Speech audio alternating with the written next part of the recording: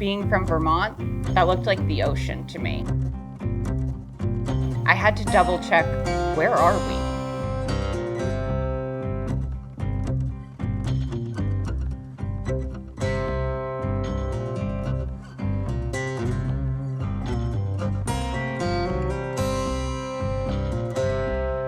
Lake Okeechobee is a central feature of the greater Everglades, and as such has been referred to as the liquid heart.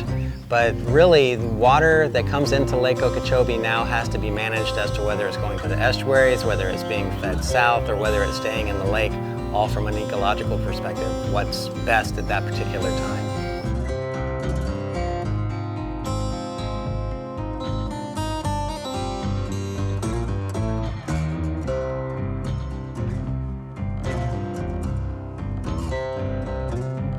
You have the 700 square mile Lake Okeechobee, and there's a dam around it, and what used to be all wetlands is now dry land, and it chokes off all the water that used to flow down to the Everglades, and that's the reason why we're having so many issues, especially down in Florida Bay.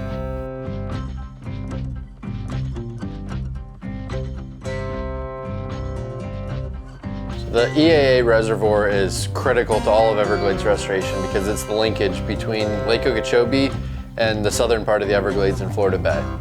When looking at the EAA reservoir, it is going to provide essential storage that can help take lake water. When the lake is too high, instead of pushing that water out to the estuaries when the estuaries doesn't want it, we can actually store that water in this system and then deliver it to the Everglades in a much more natural fashion when it actually needs the water. This project is enormous. You look at these mountains of limestone and rock. You see the shells, you see the coral, you see traces of what this area is meant to be. The insane amount of construction and man-hours going into reversing what's been done by man already. The amount of time and energy that needs to go into just making it the way it was in the first place. Yeah. So it's critical that we get that water moving down to Florida Bay, especially in the dry season. And it's projects like the EAA reservoir and redoing the lake operations plan that will allow that water to flow south all year round.